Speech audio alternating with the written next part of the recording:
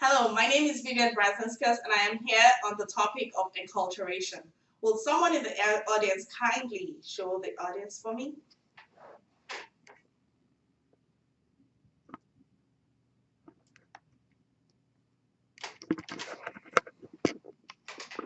Thank you.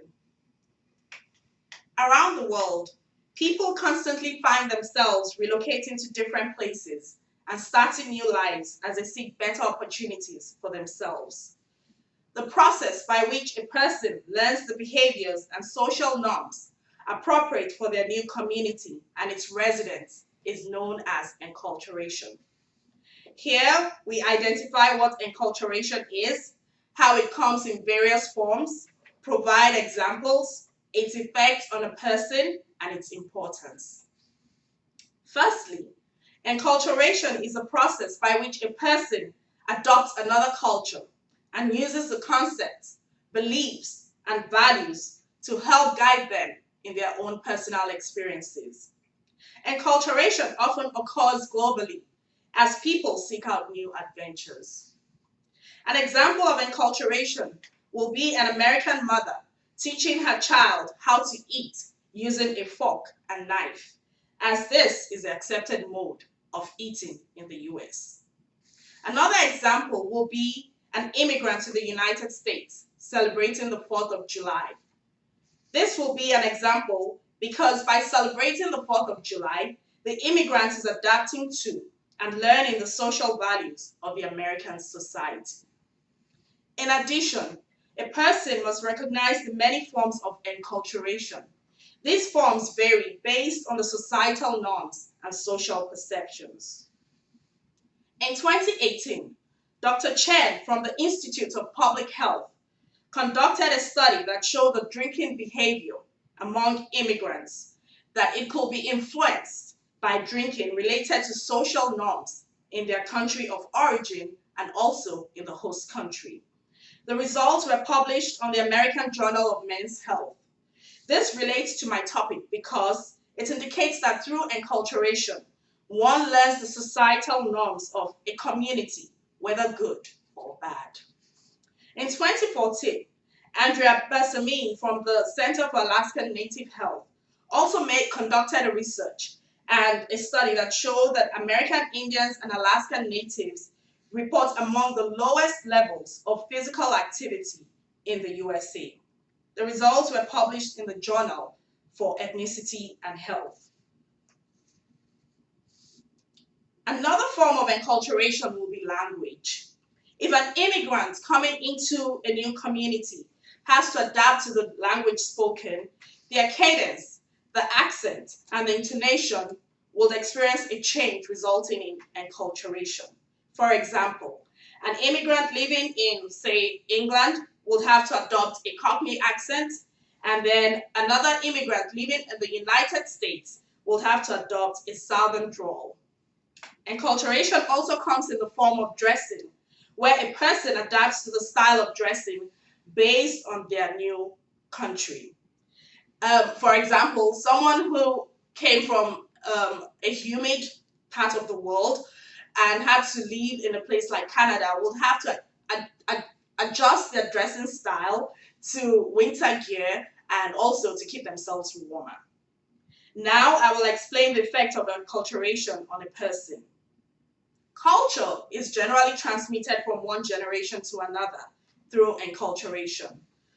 According to the book Interpersonal Messages by Joseph A. DeVito, he explains that parents, peer groups, schools, and religious institutions are the main teachers of culture for a child. He continues to explain that ethnic identity is often confused with race. Ethnic identity is based on a social and cultural identification with the group. Race, on the other hand, is a classification of humans based on their physical and biological characteristics. This includes hair and skin, color, and facial features. For example, a black child adopted by a white family would have to take on a white ethnic identity, even though they have a black racial appearance. This is an effect of enculturation because the black child would have enculturated into the white adoptive family. I also use myself as a point of reference, as I am currently in the process of enculturation. I moved to the United States about 3 years ago, and it has been a process for me. It still is a journey, and every day I have to learn one thing or the other. I have had to change the way that I dress, as I had to wear warmer clothing.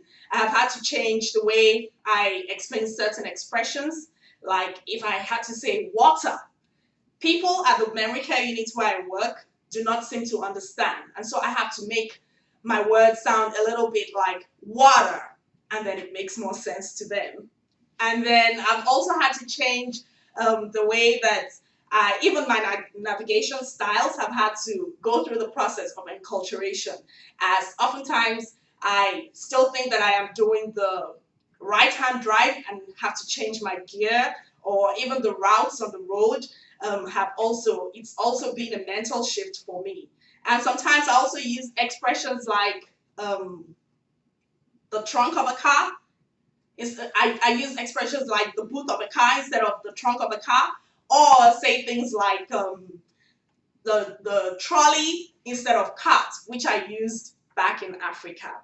Lastly, I will be explaining the importance of enculturation. According to the article by Carol Ember, she referenced a quote from a professor who referred to children as mental sponges. This means that children are able to assimilate a lot of information because children are very cognitive in the way they learn, and they gain information, and they need this information to survive in the community where they are. And they also learn the values and the beliefs of the culture. To sum it up, I have identified and explained enculturation, its various forms, and emphasized the effect of enculturation on a person going through it. And lastly, I have reaffirmed the importance of enculturation. With these in mind, one should reflect on the importance of adapting to new cultures and experiencing new things through enculturation. Thank you.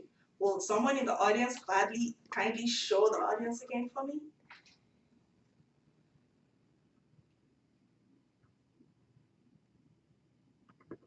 Thank you, Mark.